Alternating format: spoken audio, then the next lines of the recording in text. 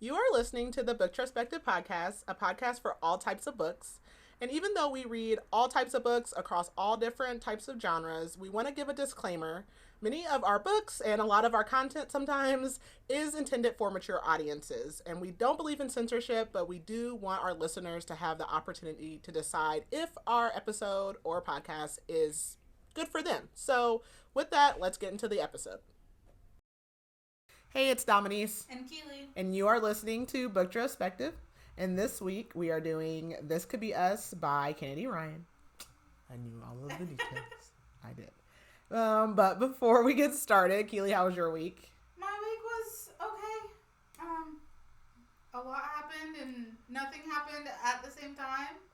So, been busy, but just kind of around the house kind of stuff. Yeah. What about you? I got married on Sunday. Woo! Yay! I'm actually happy sad it's over. It was so nice. Beautiful wedding. I was so excited. I forgot to put my veil on. I don't know if you guys knew that. So my photographer was late.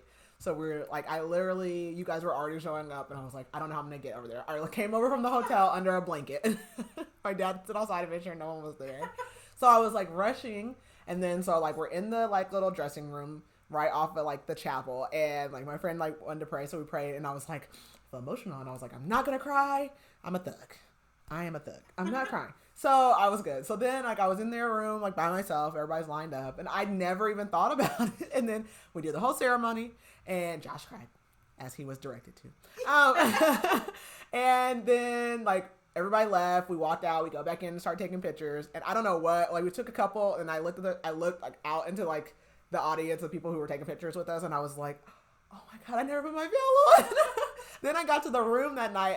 And me and Josh specifically, I picked out wedding scents. Did not put my perfume on. Completely forgot. My cake melted because it was hot unexpectedly. And everyone was so worried. There's a video clip I sent to my mom. It's her turning to my stepmom and going, did her cake melt? So there was that, but no, it was a really good time. I'm ready to go on our honeymoon, but it was nice. It did not rain. My dress is filthy. I need to send it off, but I'm sad because I don't know. I said I was gonna put it on one more time and then I'll pack it up. So that's over with, I guess. Yes, it was a beautiful wedding and you were gorgeous.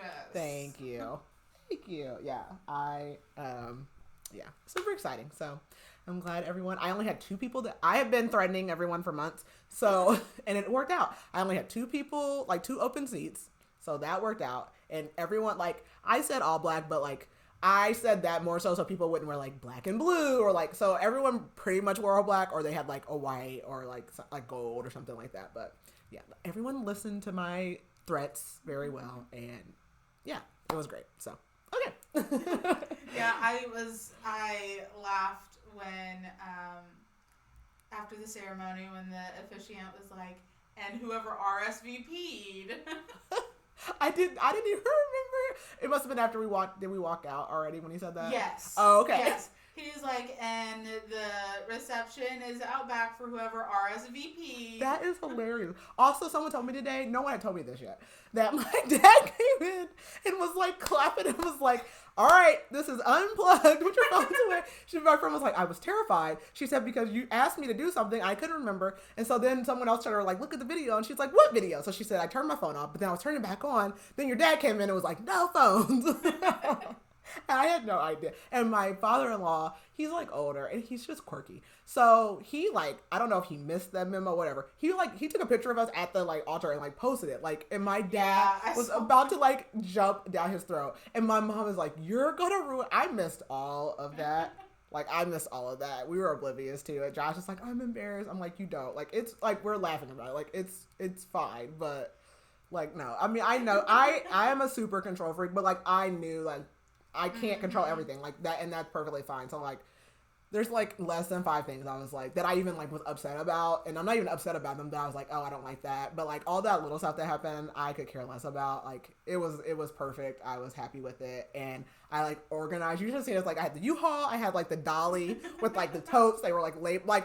everyone had binders. And my girlfriend was like, of course you had binders because you're Dominique. And I was like, yep, everyone binders with like pictures and this goes here and like contacts. Like everyone's like, you need to do this now, like as your business. I'm like, I don't know if I can do one more thing, but sure, I'll help some people. So yeah, and I loved what you did with the bouquet toss. oh yeah, we try to do something try to do something different. I was like, that is so cool. Yeah, so I like that too. I was like, my matron was trying to cover my eyes. I was like, I'm cutting air. I said, I'm not looking at anybody. I'm just looking at the bouquet, but I was like, I'm cutting air if you cover like my eyes up. So I was like, I have to see the strings.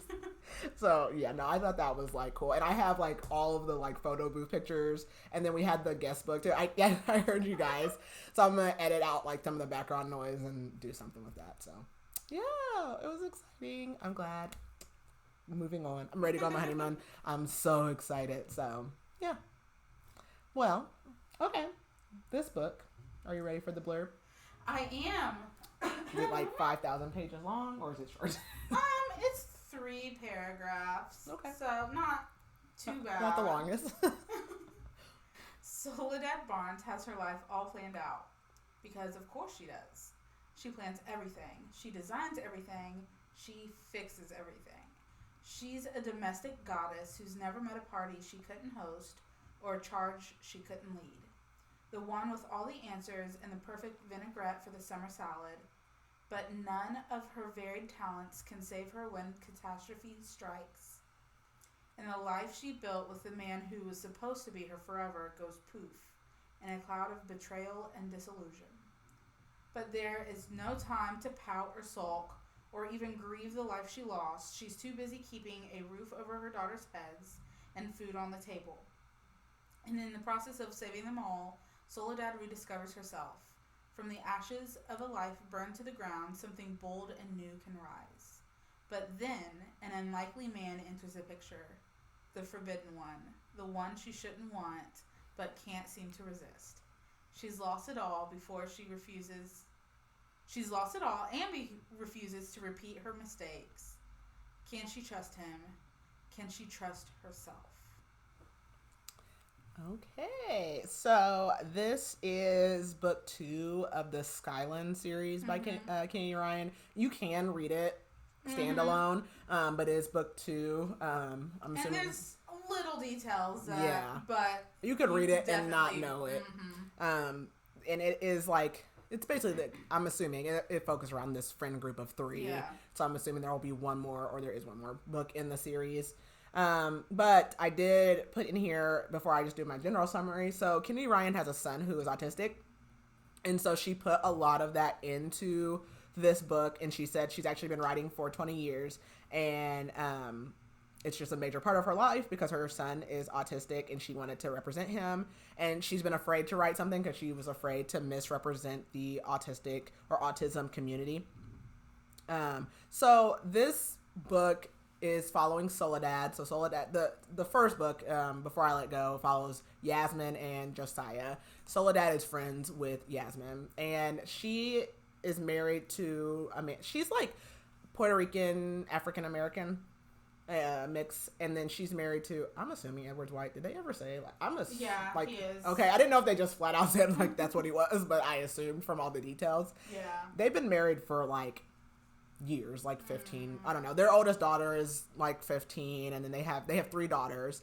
And she is kind of like, I mean, she's basically a stay-at-home mom, but like, I mean, she's on PT. She does all of the things. She's a very involved mom, and he is like some like big business kind of person. But he, first of all, he sucks so bad. He sucked a little bit in the last book, but no, he like not even like 20 pages in, I was like ready to punch him. So like she's basically kind of trying to like rekindle their relationship because like he just seems so disinterested. Also, and this is in the last book, so I'll just say it here. Like in the last book, she heard him say his assistant's name in his sleep, which he's always like working late with his assistant, but he's always like, you know, we're working, which is partially true. But basically their world gets blown wide open by an FBI investigation into him from his company. And the guy who started this whole thing is newer to Edward's company, and his name is Judah. I want to say Jonah so bad. I don't know what it is, like, makes me want to say Jonah. It's too many J's, like Josiah and then the Judah. But Judah Cross is like a forensic financial analyst. Yeah. He's a numbers guy. So he's like launched this investigation into Edward, and it, like, you know, obviously when the FBI gets involved, they freeze your assets. And so like Soledad's like, oh my God, like what am I going to do? So she learns lots of like heartbreaking traitorous stuff throughout this, but she also decides to become like very involved in loving herself and also trying to figure out how to financially support her family, but also being involved and like still at home, like not going outside of the home to work. And her friends are like, yeah, I mean, you have tons of talents, like you can market that. And so that's exactly what she does.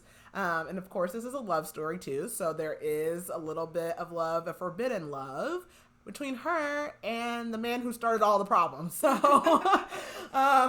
so that is kind of my general summary of this book. Do you have triggers? I just wrote down one. So I wasn't really able to find a list. Okay.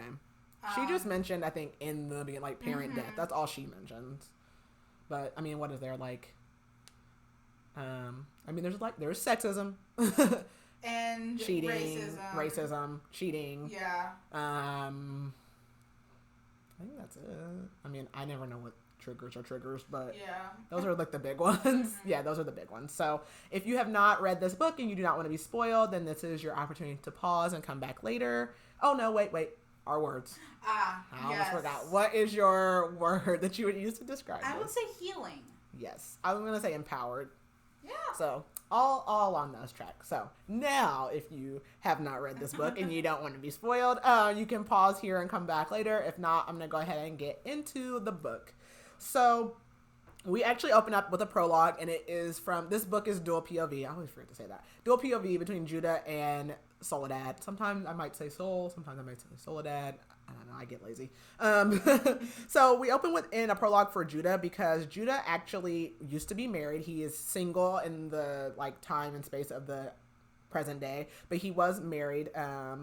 And the prologue is kind of like them at like arbitration or like whatever they call it. I can't think what they call it when you calmly settle your differences. Yeah. Mediation. I think it's called mediation.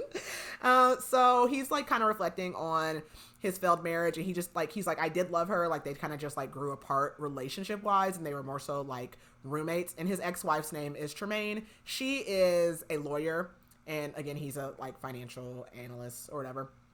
And he actually feels like more relieved than disappointed about his divorce with Tremaine. We learned that they have 2 twin boys together, Adam and Aaron, and they're working on a custody agreement. And so he says, like, you know, one of the boys will understand, which is Adam, I believe, but Aaron is not. They're both autistic, and Kennedy Ryan mentions this too, and I don't want to be offensive to anyone. Some people go by autistic, or some people say having on the spectrum. On the spectrum. So autism, I don't know.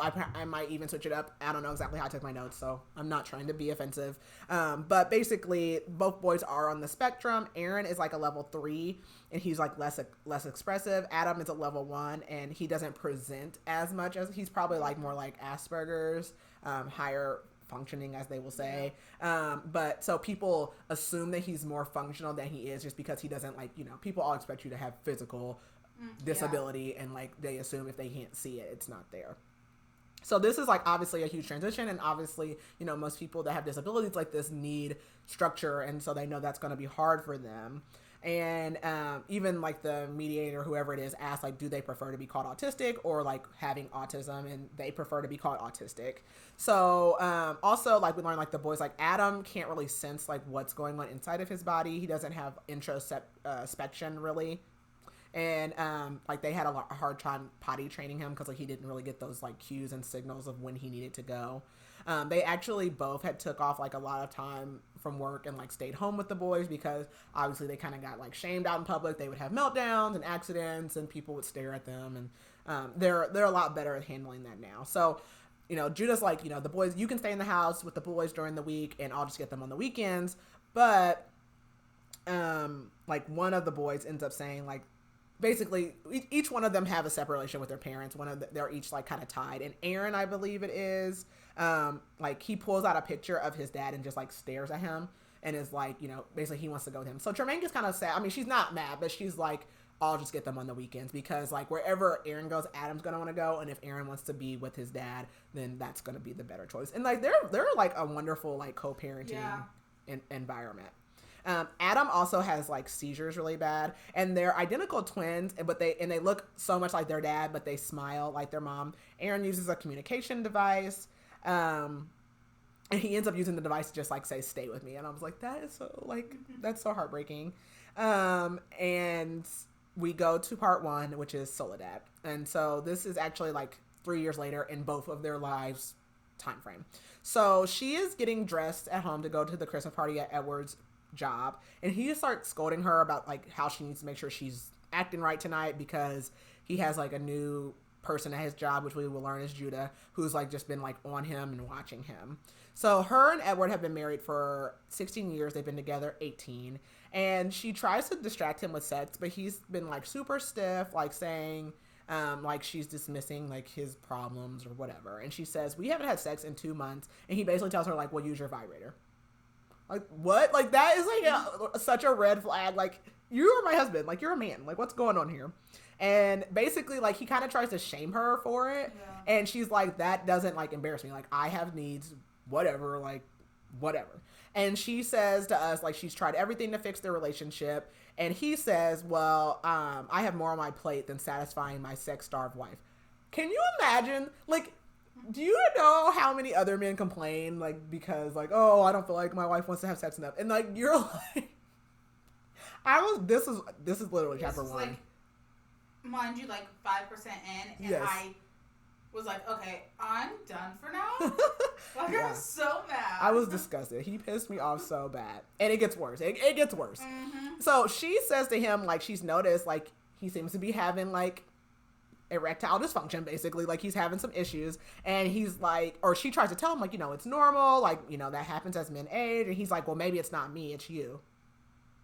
What? Like, I obviously am interested in you for whatever reason. Like, obviously it's not. But she says, I'm in the best shape of my life. Like, I do yoga and I like work out or whatever. And he's like, I don't mean the outside. I mean, you did have 3 kids. He tells her she should get a vaginal rejuvenation. That I want somebody to punch this man in the face so bad. I put my next note is, I'm about to fight him.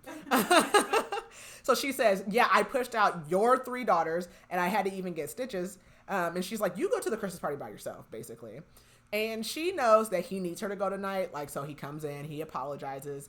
And also, like, he wants her, like, she wants to wear this gold dress. I wrote it down here in a second. And he's like, no, like, it's too revealing. Like, wear this dress or whatever. And he says, I'm just stressed at work. And she's like, you know what? Your excuses, like, I don't want to hear them. And she says, you keep saying your assistant's name in your sleep. And he's like, Soul, baby, I need you. And she says, okay, then act like it. And she's like, I'm wearing the gold dress. Like, I don't care what you say. And it is, like, it's cut low in the front. Like, it's a little bit more revealing. And so she, like, talks about her daughter. Her oldest daughter's name is Lupe. She's 15, and, like, Lupe sees her and is like, Mom, you look great. And Lupe actually looks the least like her. She looks more like Edward, and she has, like, red hair and green eyes. And she gets stopped all the time on the street for, like, asking her to be a model. But Sol and Edward go to the party, and he tells her, like, make sure you stay away from Judah Cross tonight. And I literally put, is Cross Jonah? Why do I want him to be Jonah so bad? And so this is where we learn that Judah is a forensic analysis. And I immediately was like, Edward is stealing. I was like, oh, yeah. I was like, I know everything you got to know. And so, like, a woman comes up to him, or comes up to Soledad, and she's like, oh, you're the wife. And she said, yes, but I also answer to my given name. Like, no, I'm not the wife. I'm Soledad, whatever their last name is. And Edward's like, well, I have to go see Amber. Like, I need to talk to her about something at work. Absolutely not. So Soledad notices this real handsome man. He's standing by the door. They lock eyes, and he comes by her saying, like, the food looks really dry. And he asks, like, what division does she work in? Because he's been there for a year and it hasn't seen her. And she says, oh, I don't. Like, my husband works here. And he immediately seems disappointed. And, like, and she's just, like, thinking how she, like, misses, like, this attention and, like, how this man's looking at her. Edward comes back, and we learn that this is Judah. Like, the first person she runs into is Judah Cross. And she goes, oh, you're Cross, the geek. And like, of course, Edward's pissed because like you're not supposed to say that. And Judah says like, it's nice to meet you, and he's like, my name is Judah. And Edward says like they walk away, and Edward's like, oh, like he's looking at your butt, like all this stuff, like he's already pissed off. And Judah was nothing of like what she expected him to be. So like she had no idea that's who that man was. So she like goes to the bathroom, and she comes out, and she sees Amber, her husband's assistant, with some guy like rubbing all over her. And she's like, this is my cousin. And she's like, what kind of cousin? Like, what kind of cousin are we talking about? Okay.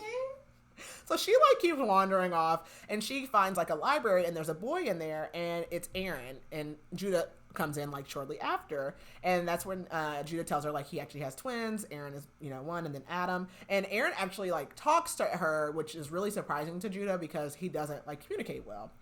And she is like immediately like she knows she's attracted to Judah already, and asks like if he has a wife, and he says he's divorced. So she apologizes for calling him the geek, and he says it's fine, like I am a geek. And he says like it's your husband that doesn't like me. I don't, and whatever. And he's like, I don't like him either. And he kind of like touches her wrist where there's a bruise forming because Edward had like grabbed her earlier. And she says, oh, like I always bruise easily. And he's like, always? Like, how often are you bruising, basically? But then Edward comes in, and he's like, it's time to go. So they leave, and I can't remember if this is a new day or not. This is a new day. So we go to a new day, and Sol is talking to her girls, and like Lupe is friends with Deja, who is the daughter of Yasmin from the first book. They decided at the end of that book that they wanted to go to like a more diverse school. So they go to a different school than the younger kids, which is called Harrington. I think it's Harrington. I think so. But yeah, so they go to like a different school. So like she's like talking. Her other daughters' names are Inez, who's the middle daughter, and then Lottie. And Edward is like, they're talking about picking her up because Lottie, I believe, does gymnastics. And Edward's like, I can't, like I got to work over with Amber, blah blah blah blah blah. And Edward's like, I'm working like because of that asshole Judah, and like, and one of their daughters goes, well, why is he an asshole, basically? And Soledad slips, and she's like, he's not an asshole. And Edward is pissed. Like, he's like, I'm sorry, what? And she tells him, like, do not talk to me like that in front of the girls. And she says the only reason that, I guess the night after that party, they ended up having sex. And she's like, the only reason you even had sex with me that night is because Judah was paying me attention and you were jealous, basically. And he grabs her, and she says, let go of me, you're hurting me. And there's a knock at the door, and it is the FBI here to arrest Edward. So we learned that Edward is being arrested for embezzlement, and of course he blames Judah. And I was like, yeah, I knew it. I was like, I called that one very quickly. So of course, like everyone's in the neighborhood is watching, and she tells the girls to go inside. But like Inez, she loves her dad. She is a daddy's girl. So she comes out, she's crying, grabbing him, like falling all over him. And then she's like pissed off because she has to go inside, and she feels like, so she starts like saying all this stuff. And Soledad's like, don't blame, like, we don't know all these things. And so she's like, you're defending Judah. Dad said it was Judah, all these things. And Soledad snaps at her, and she says, I support your father. Like, don't make today harder than like it already is. So Yasmin, and then they have another friend. Her name is Hendrix. They both show up to like console Soledad, and she asks like, how did you even know about it? And they're like, oh, like it's all over the news, social media, like everybody knows. And she didn't know, like, because the FBI gave no information. So she still has no idea what's going on. Apparently, it's for $6 million that he has embezzled from his company. And she's like, this has to be a mistake. Like, we live nice, but, like, not $6 million nice. And she can't believe that she didn't know about this. And she tries to turn on the news, but Hendrix is like, not today. Like, tomorrow you can watch the news. And so then their family lawyer calls and says, like, Edward will have an arraignment tomorrow and or the next day, and we'll try to, like, get him out. But he says basically they'll probably say he's a flight risk. And she's like, okay, so what is it about $6 million? And the lawyer's like, yes, that's the accusation. And because of that, it's a felony. And Judah is the one who blew the whistle, basically.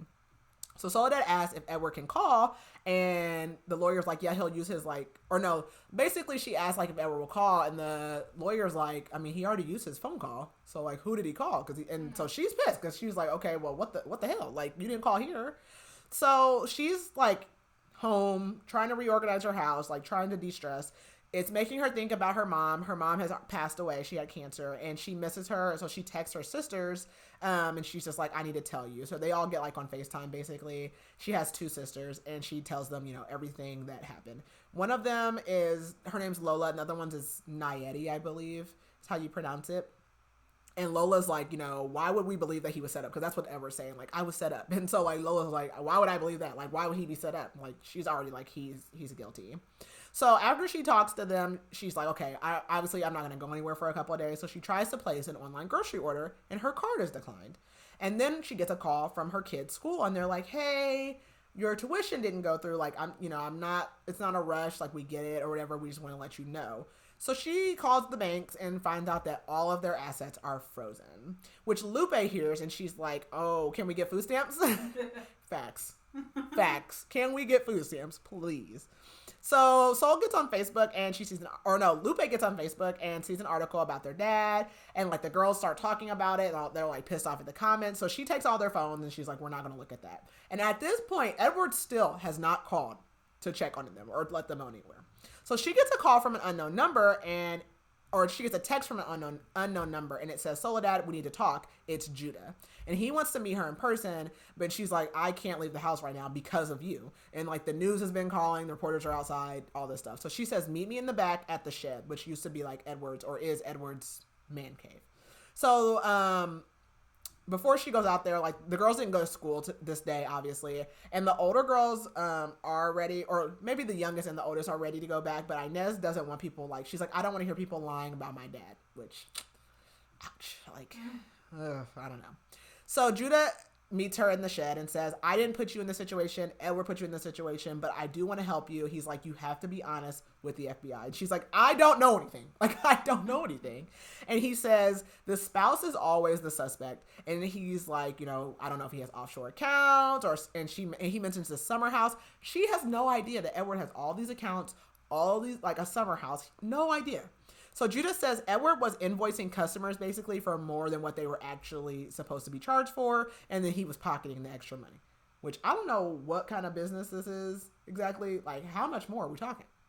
Like, and how long have you been doing? $6 million? Like, that's a lot. So Judah says, basically as soon as he met Edward, he was suspicious because Edward was basically super arrogant. He had no oversight, and so, he just knew, something was off. And Soledad tells him, look, I can't even buy groceries.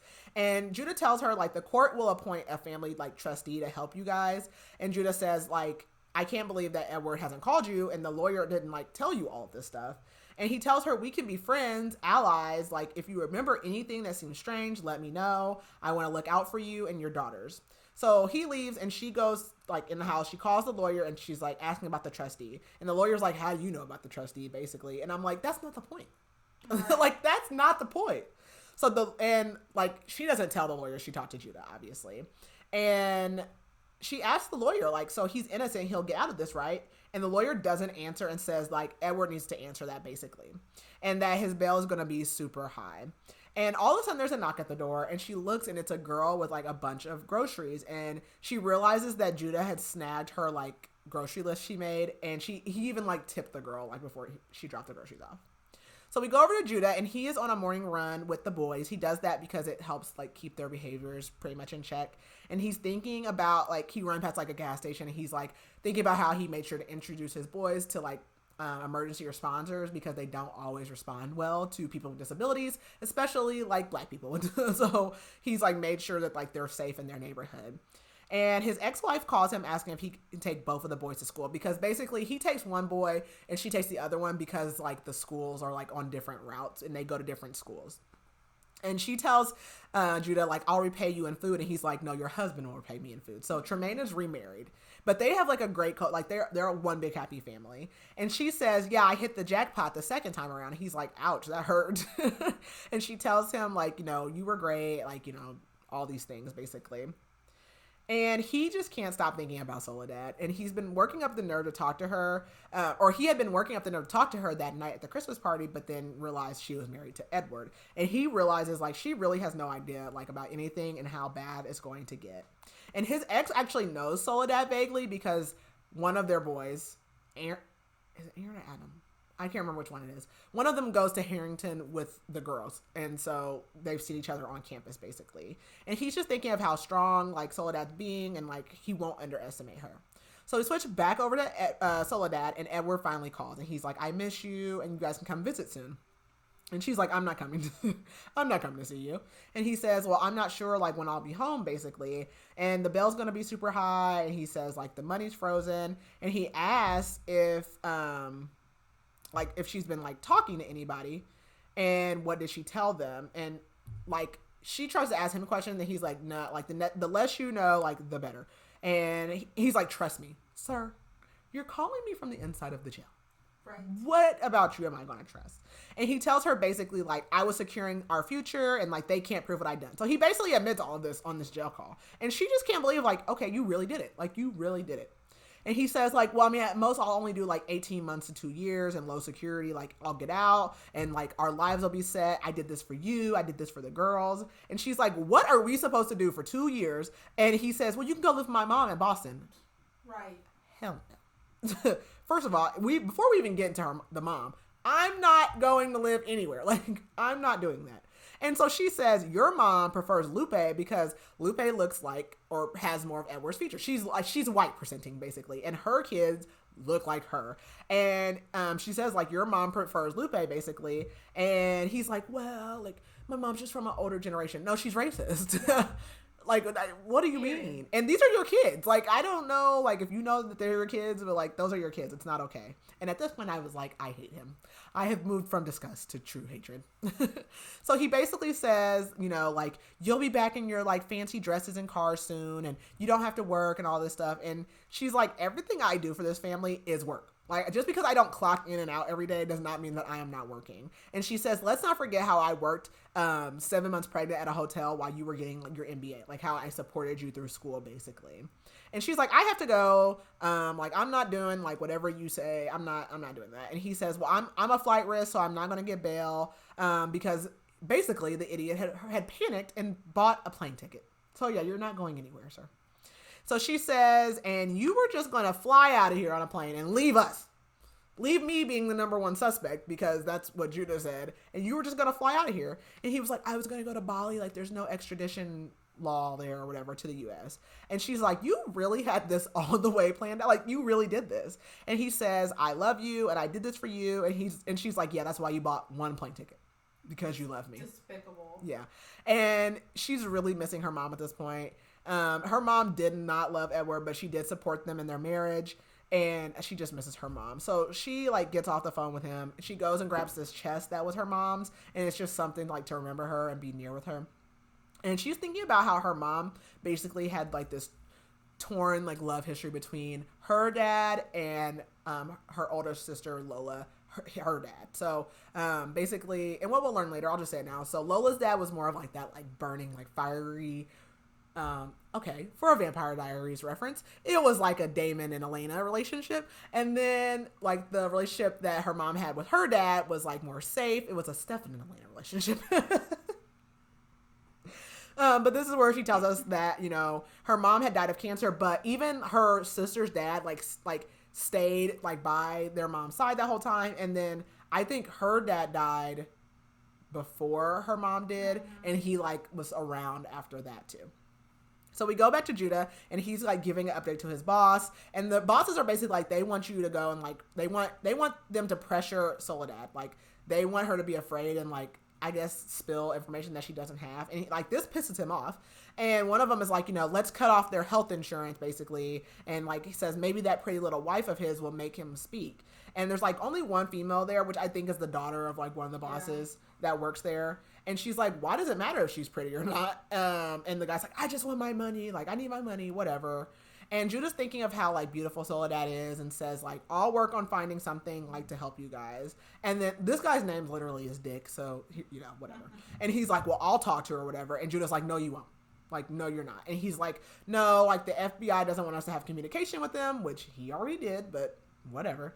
And the boss is like, you have a special interest in the wife, basically. And Judah's like, no, trust me. Like, I was like, no one, he's like, no one even knew there was a problem in this company before I came along, which is true. And like, so like, get off my back. Like, like you would have been lost with all this money that you didn't even know was missing if I didn't work here. So chill out. And so he's thinking back to her, to Soledad talking with Aaron and how he was super surprised, like Aaron connected with her that night. And as they're leaving the meeting, he talks to Dolores, which is like the woman that was in there. And he says like, I don't think that she's in on it. But Dolores is like, my dad is taking this personal and he will break her if that's what he has to do.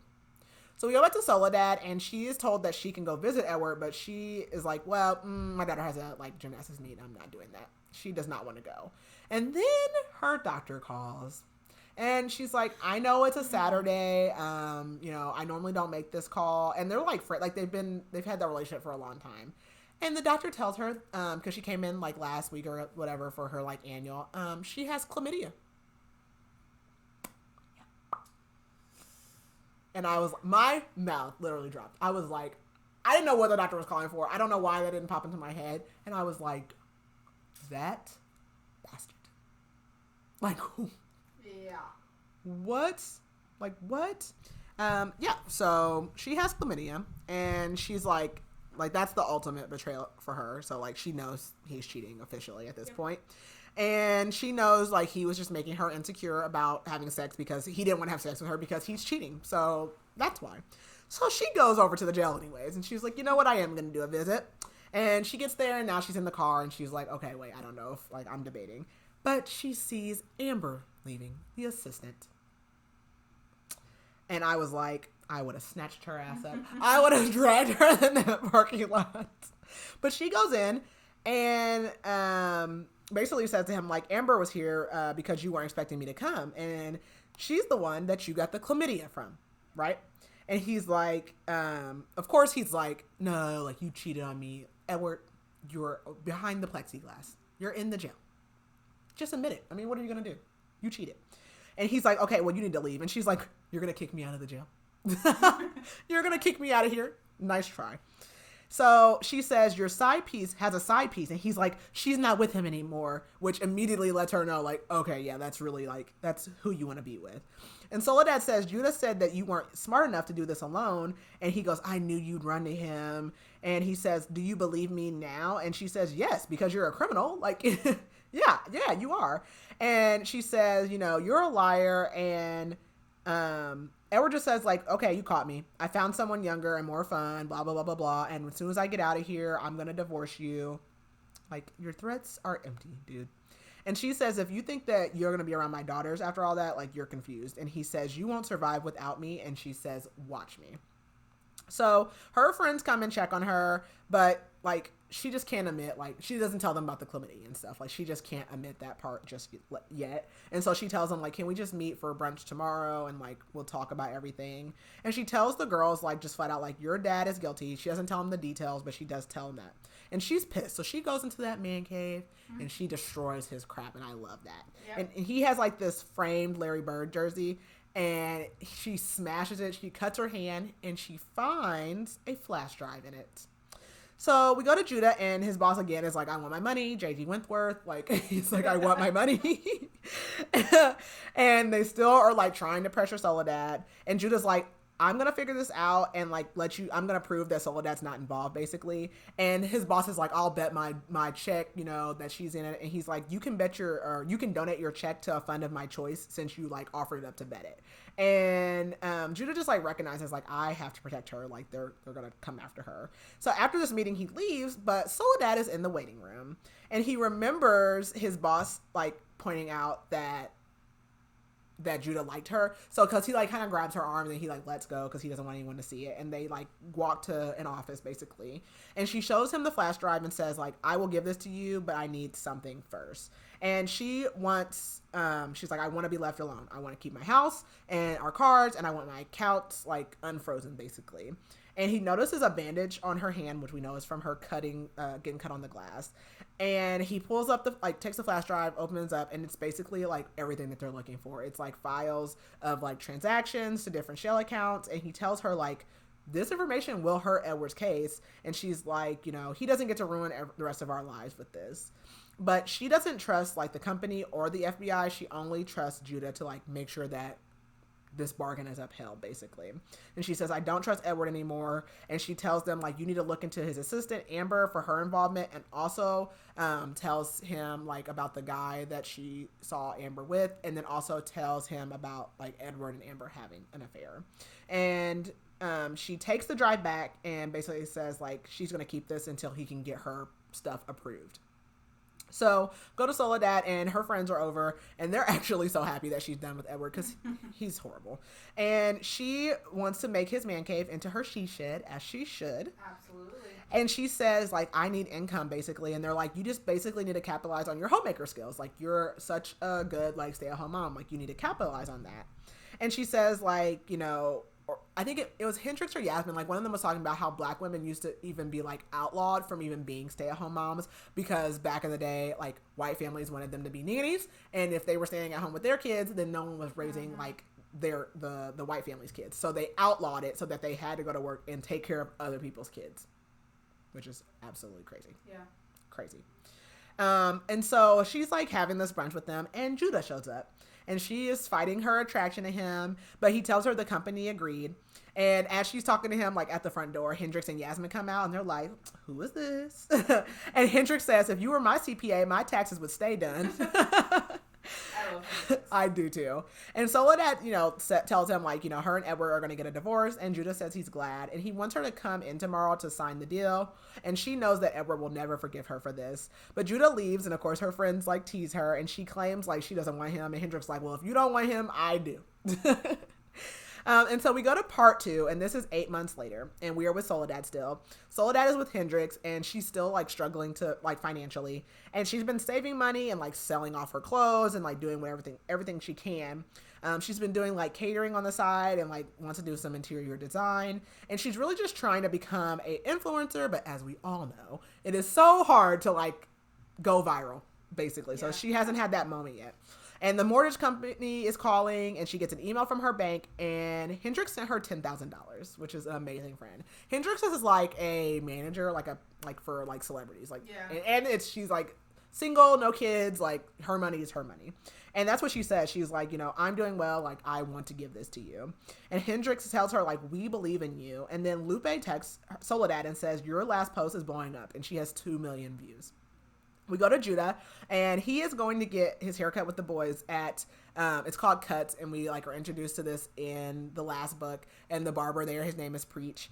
And so they're there to like, you know, get haircuts, and Josiah comes in, who is Yasmin's husband, and he hears like the guys over talking about Soledad and like how she's taking orders basically, and they have a flyer there for her food delivery.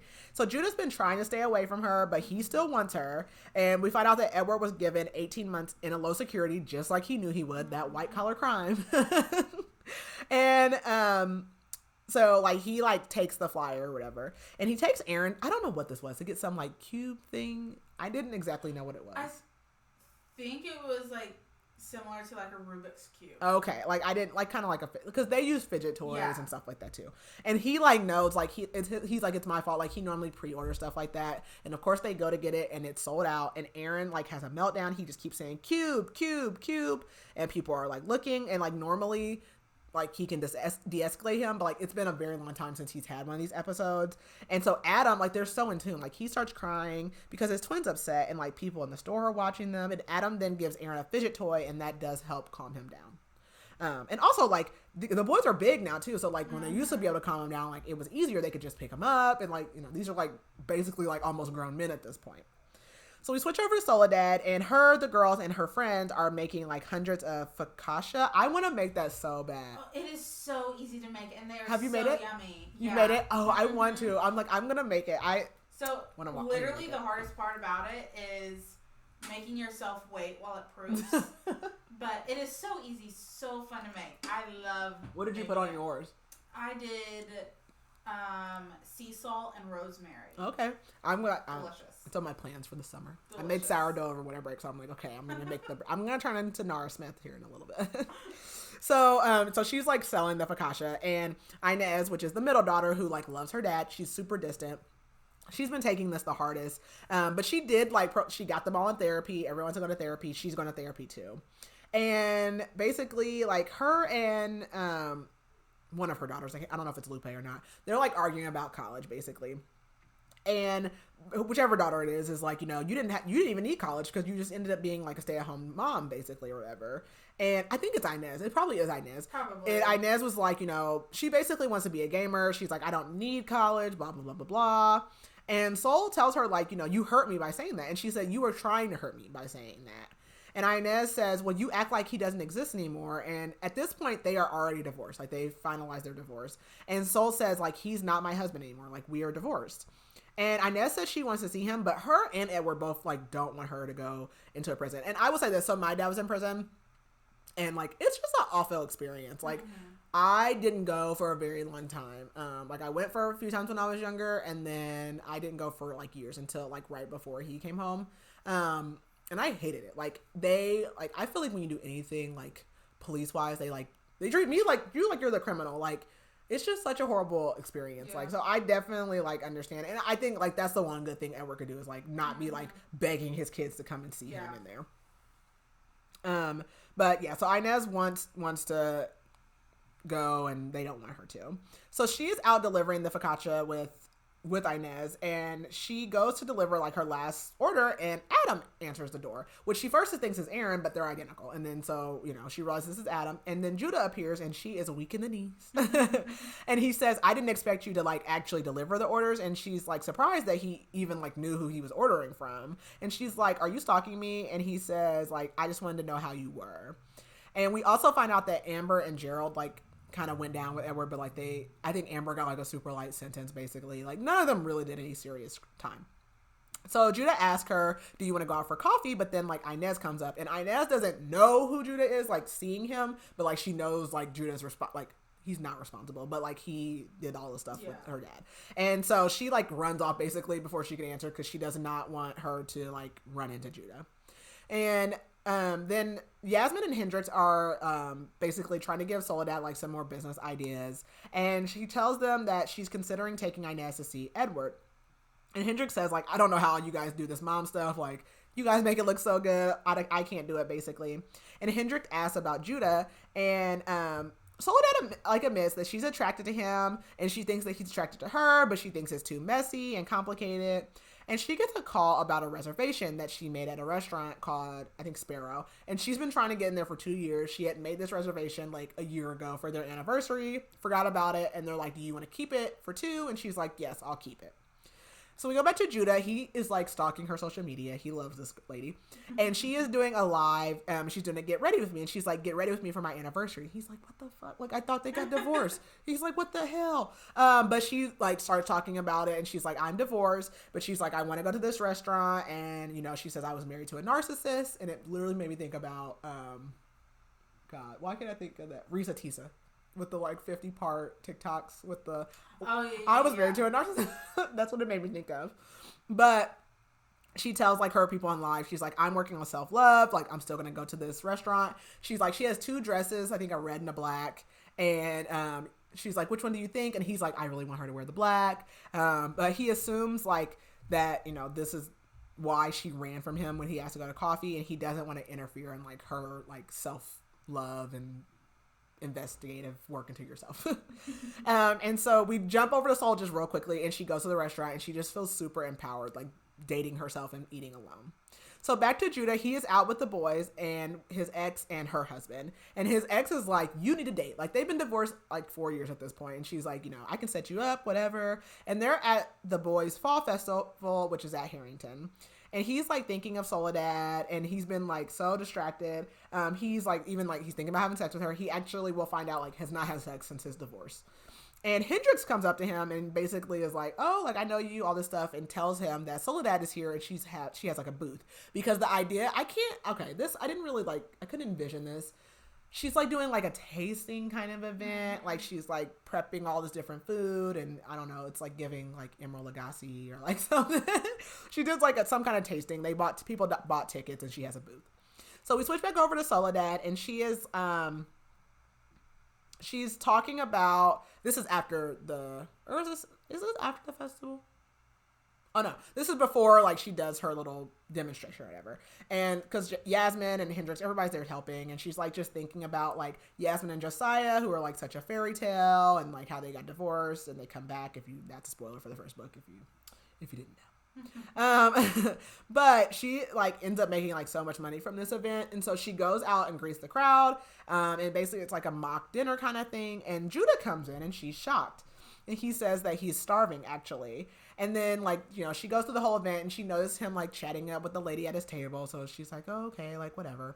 But afterwards, he, like, comes to talk to her and he's like, I don't know that lady. I don't know her. He says, I didn't come here for her. I came here for you. And he gives her a bookmark of pressed flowers because on live she had said that she also wanted to start a book club.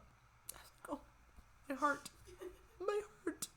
So she asked him again, like, are you stalking my social media? And he's like, I just can't stop watching you. He's like, I like watching you.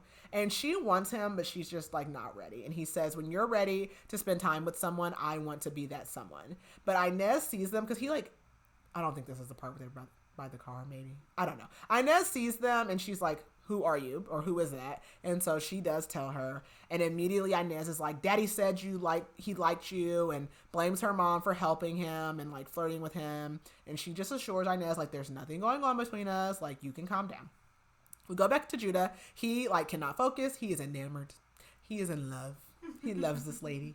And he tells his coworkers that he had a great weekend this weekend. And he says, it's been almost a year, so it's almost time for the Christmas party again. And he's like, you guys should have Soledad cater the Christmas party. And the lady's like, oh my God, you like her? And he's like, no, like, I think it's the least we can do, like, to help her out. She lost everything. Plus the food last year again was terrible. So like, you know, whatever. So Sol is with her girls, and like, she pretty much does any kind of like little side job she can. So they're actually like cleaning one of Lupe's friends' houses. The mom has cancer. I think it's her second round with cancer actually. So they're like going to help clean up basically. And she like kind of really connects with the mom and offers to like have her join the book club and like just spending time with her. And she gets a call from Dolores at Edward's Old Company and asking her to cook. And Soledad's like, you know, I will, but like, I don't want to be at the party. Like, that's awkward. I don't want to see people. And she's like, why are you guys offering? And Dolores just says like, oh, because your salad dressing went viral. And she's like, yeah, okay, because of my salad dressing. So we go back to Judah. He is home like alone, and he's watching a game. And Soledad calls and says like, you know, basically, I know it was you. And she says, actually, I'm outside of your house. Like, can I come in? And he's like, I don't know if I should let her in because then I won't let her leave. But she comes in and just like admires his home. And she asks again, like, was it you at the party? And he's like, yes. And he says, I want to see you again. And I know you need money. And she says, you know, I'm not dating right now. And he says, I know, but I'm playing the long game. And he kind of caresses her face. And she just like runs out. But she tells him like, don't stop like playing the long game, basically. And then he and the boys, like, this is a few days after this, the boys are eating dinner. And so they FaceTime his mom during dinner. And like, we learned that his dad is retired, and she's like, he's getting on my nerves basically, but he started cooking, which he's never done, because she says he watches this pretty Puerto Rican lady on like Facebook, and instantly he's like, this has to be Soledad. And he tells his mom, like, he asks some questions like to confirm, and like, yeah, it's Soledad. And he says, I know her. And he tells his mom like basically that her husband was the guy that he took down at the company and all this stuff. And so his mom asks like, well, do you guys like each other? And he says yes, but she's not ready. And his mom asks if he wants her to not tell Tremaine, his ex, because like they still talk regularly, you know, they still have a good relationship. And he says like, we're just friends. And she's like, well, it doesn't sound like that from how your voice sounds. Back to Soledad, her sisters are coming for Christmas. And she takes like a morning walk, and she thinks about how she knows that Edward was a bad person. But she just like, it really like reflects on her, and she's like, am I a bad judge of character? Like, she doesn't know if she can trust herself. And she gets a check from Edward's mom, and it's for the girl's tuition. So she's like, okay, I'm going to call the lady and thank her. So she calls her, and she immediately like starts down, like jumping down her throat, telling her like, you're wrong for turning Edward in, and you saved yourself, blah, blah, blah, blah, blah, blah. And then his mom goes, you know, Lupe should really do pageants. She's so pretty. And Sol's like, all of them are pretty. All of the girls are pretty. And like, she's also thinking like, Lupe hates pageants. Like, she doesn't even like to do that stuff. And so like, when she says like, they're all pretty, and his mom is like, well, what are you implying? Like, lady, You know what I'm implying. You know. And so, like, his mom's like, oh, well, I mean, it's just for the girl's tuition, blah, blah, blah. And, like, Soledad's almost like, you know, I don't want the money, but she's like, I need the money, so whatever. Like, I'm gonna keep it. And so she goes to the Christmas party at the job, and she's looking for Judah, but she doesn't see him. So she does greet the employees, and she tries to, like, she basically, like, leaving, like, the girls are kind of there. They're gonna, like, work and, like, with some other people, but she was gonna leave. So she's trying to, like, run out the back door, and he catches her, and he's like, are you gonna leave without speaking first? And he takes her back inside to, like, another room, and he asks if she wants him, and she says yes. And they almost kiss, but she says, but I want myself more than I want you, even though I want you so much. And she just wants to know that she can, like, be alone and be comfortable with being alone, and he respects that. And he says, is this a forever thing? And she says no. And he tells her he's waiting for her, and tells her he's been divorced for 4 years and he hasn't even dated, which she's shocked about. And he tells her that, you know, I think I may be on the spectrum too, like the boys. He said, like, basically, like, when he was a kid, like, sound bothered him and, like, different things like that.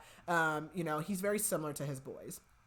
But he just can't stop thinking about her. And she says, you have needs, like, you should find someone. And he admits, this is when he tells her, like, he hasn't even had sex since his divorce. And, like, she tells him to kiss me, and he, like, just one kiss, and he does, and he, like, devours her face. And she wants more, and, like, he's like, you have lipstick everywhere. And he says, like, he won't take more than one kiss because that's what she promised him. So Hendrix comes over to Soledad's and, like, is bringing gifts. And her sister Lola is there. So this is the first time Hendrix and Lola meet, and they hit it off. And Lupe mentions her friend's mom, the house they had cleaned. And Lola knows, like, how hard it is for Soledad because, like, this lady has cancer. Their mom died of cancer. And Soledad took that pretty hard when her mom had cancer. And she misses her mom. And actually, her sister Lola had been living in their parents' house, but she has a girlfriend, I think, that lives in Texas. I can't remember where the original house was. But so they're going to, like, clear it out and make it an Airbnb. So, like, before Hendrix, like, is getting ready to leave to go to do Christmas with her mom, but they're talking about, like, why Hendrix can't find a man, and she's like, she says something about, like, she can't find someone that's more of a man than her last one, and then, like, she's like, so one of them is like, why don't you date a white man? And she's like, the only white man all day is Christopher Jamal Evans. And Hendrix says, Edward was like potato salad with raisins, like... So funny. And she says, you need to be with that fine Judah Cross, which is the first time her sister has heard about Judah, like, as far as, like, that goes. And so Hendrix tells, like, Lola how Judah came to the Soledad experience and, like, all of this stuff. And her sister says, like, okay, so why don't you date him? And Sol's like, well, I'm just focused on myself. But she does admit that she likes him and that they kissed. And she says, you know, Edward just took so much from me, and it's hard for me to trust. So Hendrix leaves to go to her flight, and Sol leaves to go deliver food to Lupe's friend's mom. And the husband, like, is at the door this time, and he just thanks her for, like, not only the food, but, like, being a friend to his wife. And so as she leaves, she, like, has one more box in her car, and she texts Judah. And he says he's alone. He's actually planning on flying out tomorrow with the boys. They're going to his mom's for Christmas. But she heads to Judah's with her last little box of food. So we switch to Judah, and he invites her in, and, like, he's just thinking about their kiss, and he tastes her food, and it's amazing. She made, like, they have different names for it, but she basically made, like, tamales and eggnog, but I can't remember what it actually was. Judah tells her that he's a lot like his father. So we learned that his mom was a nurse, and his father was an FBI agent. So, like, yeah, he's definitely on his way. But he says growing up, he just really loved doing puzzles with his mom, and he ended up getting, like, a full ride to MIT, and that's how he kind of got into his field. And then he tells her how he and his ex had taken off time to, like, stay at home with the boys when they were, like, growing up, and, like, raise them. And so we switch back over to Sol, and Judah takes her out to, like, his backyard to the shed, and he has a truck he's fixing up, and he says him and his dad used to restore classic cars and motorcycles. And this is when, like, he says, like, he restored not the Purple Rain, like, Prince bike, but it was, like, the same, like, version of that bike, but not, like, the official bike, basically. And so they're talking, and they both promise not to take advantage of each other. And he tells her, like, how he goes running with the boys in the morning. And she says, you're a fantastic father. And he tells her, like, she's sexy and resilient. And he And that reminds her of, like, you know, she is, like, super smart. Like, she's like, I had a higher GPA than Edward did, like, whatever. And he made her feel, like, inferior to her. And then he's like, oh, and your butt too. Like, he's like, I like that too, by the way. And she remembers, like, right before Hendrix left, she told her, you know, do something for yourself. And, like, what she wants she wants Judah. So they kiss again. And, like, this time she puts his hand, like, on her breast, and she, like, wants it to go further. So, like, he tells her to, like, start taking her, like, clothes off, and tells her, like, she's perfect. And so they don't have sex all the way, but they do hook up some. And then he kisses her goodbye as she leaves. So we go back to Soledad, and Inez, like, is like, okay, like, I want to see my dad. Like, it's been 8 months or whatever. Like, I want to see my dad. It's the holidays. And they don't, her and I think Lupe want to go. And they don't want Soledad to come because, like, they're basically like, Mom, like, we don't want to put you through that. And she's like, I mean, you're minors. Like, you can't go by yourself. So she tells them, you know, your dad's not all bad. He's not all good. But she's not going to keep them from their dad. And she can handle seeing him. So they go to see Edward in the visiting room. And he does, like, truly seem, like, emotional about seeing them, which is nice. So Inez just, like, asks him, like, why did you do it? And he says, I wanted more, but I made mistakes. And they say that they saw Judah, and he's like, he has some nerve, basically. And Soledad just says, like, well, he's done more for us than you have. And he, like, is like, what has he done, basically? But then he keeps, like, looking at the clock, and he's like, you know, I have to go, basically. Like, where are you going? You're in prison. Where are you going? Like, why do you keep kicking me out of here? And he tells them, like, I don't want you guys coming back here. I don't want you guys to see me here. So as they leave, she, like, reaches over and hugs Edward and says, she says, the problem was I just needed a bigger dick. So we have that in common. And it's like, sends him on his way. Oh my God. And so they're leaving, and who do they see again? She sees Amber. So this time she's like, oh no. She's like, I'm getting you this time. So she gets the girls in the car. My mouth dropped multiple times in this book. Yeah. She gets the girls in the car, and as she's approaching Amber, it's not just Amber. She is holding a goddamn baby. A little baby boy. And I was like, what the hell? Yep. So, and it's always like that. It's like, you always get those men who can, like, only have girls, and then not only do they cheat, but then they go and have, like, their boy. And that's what she says, like, well, he got his boy now, like, whatever. And she looks at the baby. He has Lupe and Edward's eyes. And Amber says, like, we never meant to hurt you. And she's like, you are a home-wrecking, like, piece of trash, basically. And she's like, I didn't wreck your home. And she's like, I'm barely making ends meet now. Like, I can't get a job. Am I supposed to feel sorry for you? Right. Am I supposed to? First of all, you're a criminal. Secondly, you stole my husband. Yeah. No. Okay. And basically, like, Amber's like, well, we'll be a family when he gets out. And Soul's just like, yeah, that's a great way to start a family, by, like, cheating and, like, stealing my husband and going to jail. Like, that's a wonderful start to your family. We go back to Judah, and the kids are staying with Tremaine. So Soul comes over, and they start kissing, and then she's crying, and she says it's about Edward. So he kind of like, okay, like, I don't want to hear about Edward. Like, this is not the time. But she tells him about the visit and about Amber. And so now he's pissed for her. And she feels like Edward, like, got everything he wanted. He got his boy. Like, he's going to get out in no time. Like, whatever. And so Judah asks, like, is that why you came over here? Because you wanted something for yourself? And he does want to have sex with her. But he asks, like, you know, he's basically like, are you going to be the only one that gets something out of this? Because he wants more. And he knows that there's obstacles, but he does want her. And she says, like, I want to do this. And so he says, let's go upstairs. So they go upstairs, and we go back to Saul, and she's, like, nervous, rambling, and she admits, like, that she, like, masturbates and she thinks about him. Like, she's just, like, word vomiting because she doesn't know what to do. But she tells him that her and Edward had actually had a fight the night of the Christmas party because she has a high sex drive. And he's like, I don't want to hear about Edward anymore. And so he, like, tugs her clothes off, and she panics because she's like, oh my God, I didn't shave. Like, I wasn't planning on having sex. Like, oh my gosh. And he doesn't care. And he pulls out this box of condoms, but it's like a Costco sized box of condoms. And he's like, she's like, I mean, are you planning a marathon? And he's like, no, like, this was the only size that they had. And she's like, well, when did you buy these? And he says, the night of the festival. So we go over to Judah, and he does not want her to leave, but he knows, like, they have to get back to routine. And Saul tells him, like, you know, this was just one night, but he doesn't want that. And so one of her daughters calls because like she can't, like after they left the prison, she told them like, you know, they were kind of upset and she's like, we can do vision boards or whatever. So they're like, are you coming home? Like you told us we were going to do something. So she says, you know, I have to go. And he like knows he's already fallen in love with this lady.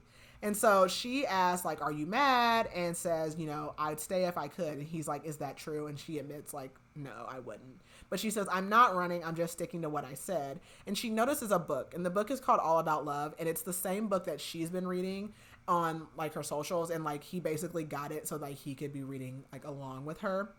And Soul is like, oh my God, like this is not how this is supposed to be. Like I just wanted to have like a one night stand and I wanted to leave. And now I'm attracted and like I have feelings for this man. And he is like, I feel the same as you. And she says, I can't, I'm not ready. And he says, I told you sex isn't casual for me. And she says, I'm not ready for a relationship. And she looks in the book and he has like all these annotations, like he's reading this book. And there's also like a passage in the book that says like soul or Soledad too. And so like he also highlighted that part. And she finds that grocery list that he took that very first time he came like over to her house, but she leaves.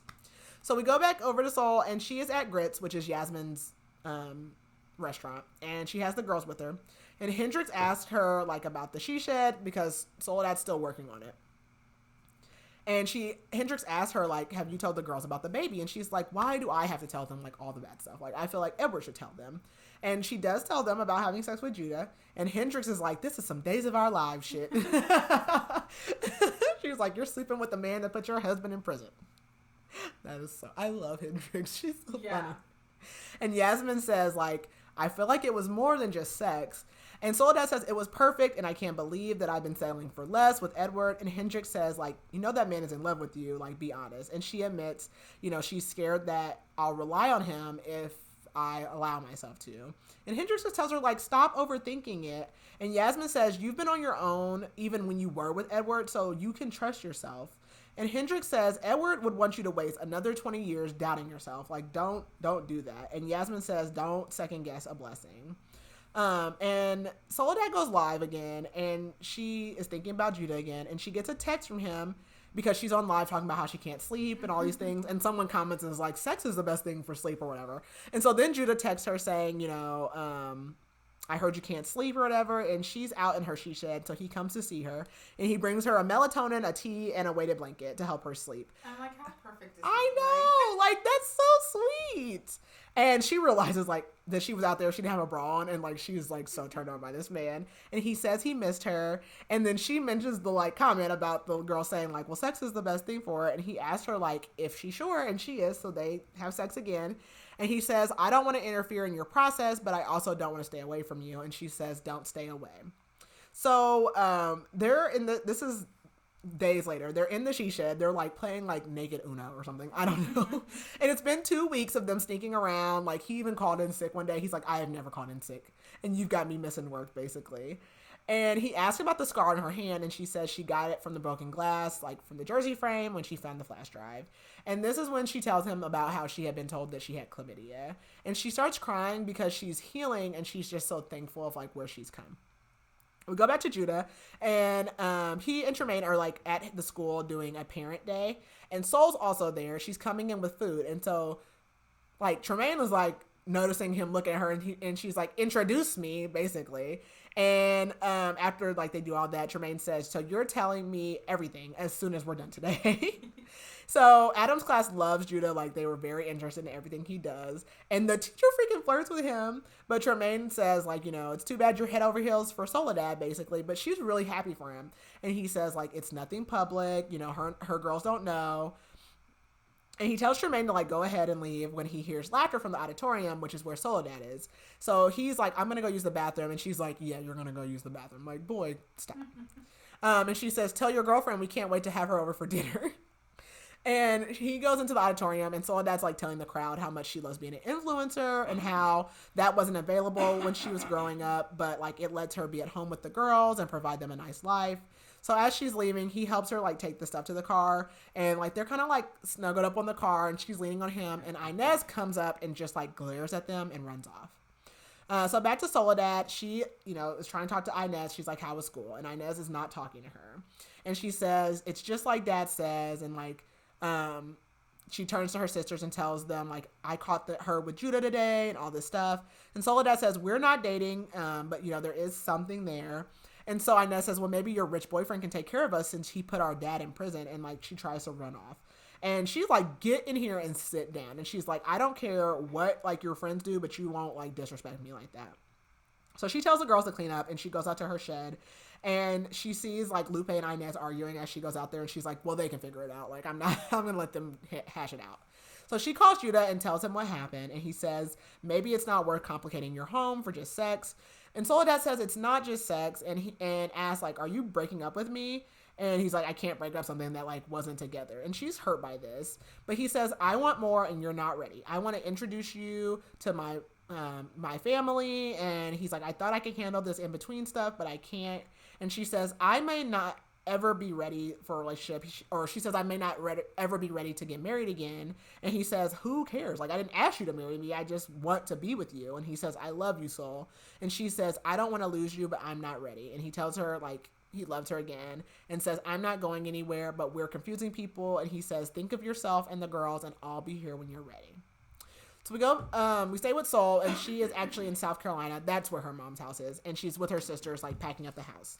And they ask her about Judah, and she says, you know, we're figuring things out. And she tells them, like, everything that's happened and says that she does want to be with him. And she finds a journal of her mom's, and she, like, feels bad about reading it, but she does. And basically it's her mom, like, talking about her healing journey with, like, loving Lola's dad, but then finding her dad, and, like, their love was just different. So we go back to Judah. Dolores tells him that Edward is actually getting released early next month for good behavior, I'm sure. And Tremaine calls and says, Adam's at the hospital. He had a really bad seizure and hit his head. So we switch back to Soledad. Hendrix tells her that, you know, one of her celebrity clients wants to partner with Soledad and wants Soledad to represent her brand. And she doesn't seem, like, too excited about it. And so Hendrix is like, what's wrong? And she tells her about Judah. And Hendrix tells her basically all the reasons that Judah is the right man for her and that being with him won't mean that you're not still working on yourself. Like, basically, like, there's no, like, end to that. Like, you always are working on yourself. And so Inez comes in and tells her, like, Mom, there was an ambulance at school. It was Adam. He wasn't conscious when he went. So she grabs her purse and she's like, I have to go to the hospital. And she realizes, like, on her way there, like, I love him. And Inez, like, before she leaves, like, she's like, I'm sorry, Mom. You know, I'm sorry for before. And Sol just says, like, you know, we're good and I love you. So we back to Judah, and he is like, Adam's going to be fine. He, like, basically he had a seizure and he did hit his head, and the hit is what made him, like, go unconscious, not the seizures. So he's getting ready to leave to, like, go check on Aaron. And Tremaine asks, like, about Soledad, and, like, is like, you know, I'm sure you guys will work it out. But as he's leaving, he sees Soledad in the waiting room. And he tells her that Adam's okay, and they decide to take the stairs to leave into the elevator. And as soon as they get in the stairwell, she grabs him. And he says, like, I don't want to pressure you or manipulate you. So he's like, they start kissing, but he's like, no, like, I don't want to do this, basically. And he's like, I have to go. And she says, when Adam is better, I want you and the boys to come over for dinner. She says, I can try and make your mom's mac and cheese for the boys, because he had told her that was, like, one of the only things that they like to eat. And he says, you want to talk to my mom and have me meet your daughters? And he's like, what changed? And she says, like, you know, I read my mom's diary and I understood, like, my mom as a woman, basically. And she was in love with two men and, like, all these things. And she says, you know, one was a more safer love and one was more passionate, but I found both with you, Judah. And they both say that they love each other. So we go to Sol, and she is on FaceTime with Judah's mom. She's making mac and cheese. And Judah, the boys, Tremaine, and her husband are coming over. And his mom assures her, like, it'll all go well. The girls come in and help, and they're, like, okay with all of this going down. And Inez apologized for being a jerk. And she says, I miss Dad, but I know he was wrong. And she just wishes that life could go back to before everything happened. But Sol, like, doesn't. Like, she would never want to go back to her previous life. But Inez promises to be nice, and Soledad greets everyone as they come in, and they have a great dinner. And after dinner, Judah wants to take her for a drive, and the girls are like, don't break curfew, like, you know, being teenagers. And the boys actually leave and go with Tremaine and her husband. So he takes her outside, and it's a motorcycle. It's the one he had restored, but he painted it purple. One, because it's the Purple Rain bike. Two, because purple is Soledad's favorite color. And Soledad's like, I thought you hated purple, but he's like, well, you love it or whatever. And he's, this part is so funny to me. Have you ever seen the Purple Rain movie? I've not. Oh my gosh. So he says to her, be quiet before I make you purify yourself in Lake Minnetonka, which is like, there's a part in the movie like Prince, and this is when Soledad goes like, she's like, am I your Apollonia? So in the movie, he has a girl named Apollonia, because like Prince like works at like a club, he like performs whatever, and it's like one of his girls, and they're like riding on this like on his motorcycle, and they go to this lake, and he's like, get in, like, the water. She's like, what do you mean? And so she like kind of like strips down, and he's like, you have to purify yourself in like Lake Minnetonka or whatever. And they're like in wherever he lived, like Wisconsin, like in real life, wherever he lived. And like she gets like half undressed, gets in the water, and he like drives off in the motorcycle. It's such a good movie. Like, I haven't watched it in years. I have to watch it. So then we go to the epilogue, and her and Judah are on vacation. And she basically got flown out as an influencer, and she calls and checks on the girls. They are staying with Lola in Texas, and Sol did finally tell them about the baby and about Amber, and that was like the last straw for Lupe. Like, she's completely done with her dad. And Judah says he wants to tell her something, and he tells her that Edward is gone. So Edward gets out, he gets with Amber, and he has fled the country. And Judah basically was keeping tabs on him because he figured that there was more money. And we know that now. Like, he's basically fled the country, and he must have had money offshore somewhere else, because Amber and the baby are gone too. And she's like pissed, but she's also relieved. And she asks, like, why didn't you like let the company know? And he says, honestly, I more wanted Edward to like leave you alone than I cared about him like being in prison, basically. And that is the end. That was short and sweet. Oh my gosh, so good. It was. What did you rate it? 5 stars. Yeah, I did a 4.5. I like the first one a little bit better, so I was like, but this is really good. I don't know what it is with Kennedy Ryan, but her books are crack. They are so good, and like, so like real life issues. My mouth dropped so many times, like the chlamydia and the baby. Like, I don't think I've hated a character as much as I hated him. And that fast. Like, we were in chapter 1, basically. Yeah. Like, I hated him. You are an asshole. Like, the stuff he was saying was so misogynistic. Mm-hmm. And it's like, because it's the classic, like, you're a cheater, and so you're trying to deflect because you're doing everything wrong. Like, you are an arrogant man, and like, your wife has supported you, and that whole like, you don't work because you're a stay-at-home mom. Like, that's not real. Like, unless, like, we don't have any kids and we have, like, a housekeeper or something, like, I'm working when I'm here. Right. Like, that is, I'd be like, okay, I'm going to go get a job then. So then you can pay for somebody to do all these other things that I do for free, basically. Yeah, he was disgusting. And Amber, like, I hate men, but sometimes I really hate women because it's just like, yeah. Like, like, you knew he had a whole family and you didn't care. And you both are disgusting. And like, yeah, like, you think you're going to live a great life when he's 70 and then you're finally like 40 or whatever. And then he'll be telling you like, oh, cause you pushed this baby out. And God, I hated him so much. Literally. Because I was listening to the audiobook and, was it the audiobook? Yes, it was. I stopped it and I'm like, and I put it down for like a day or two. I was like, I can't turn it back on right now. He sucked so bad. Yeah. No, but like, Judah's great. He is great. I didn't know how that was gonna like work out with him, but yeah, he like, I don't know. And I think he probably was on the spectrum too. Yeah. But that's just like, that's so hard. Like, I definitely like, especially to have twins, like, it's already hard enough to have like one disabled child, and then you had 2 and they were the same age and they fed off of each other, and like, and then people are nasty, like they stare and like they are always like looking and like just being like hateful and nasty, and that is super sad. But like, and the co-parenting, like, that's so good. Like, I am not a great co-parenter, I will admit. Like, my co-parenting relationship is not perfect, so like, whenever I see people who have like great co-parenting, like, yeah, that's very adult. That is very, very adult. So, yeah, no, I liked it. I think it's especially like even outside the romance, like, it's just a good like self read. Like, if you're trying to like, love yourself again and all of that, because so many people are. Yeah. Yeah. Well, no. All right. Reviews. Did we Yes. do reviews for Crescent City? I don't think we. Oh, maybe we did. I don't even remember. It doesn't matter. I think so. I haven't edited the second part of the episode. I think so. If not, whatever. Okay, so I'm gonna start with the 1-star review today. So this was 1 star. They DNF'd at 40%. I had heard so much about this author and this book, and I was expecting to pick it up. This book that I was expecting to pick it up. However, it was not a good fit for me. I found the characters one-dimensional and the dialogue very forced.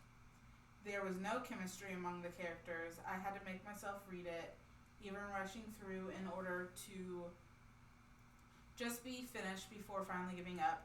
I just couldn't start my new year reading a book I disliked so much. I'm not sure how this has such a high rating. Are we reading the same book? You do you. I loved it though. So.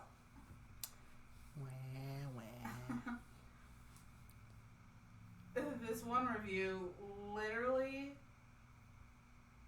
says Judah Cross like 25 times. And Judah Cross. And Judah Cross. Pretty much.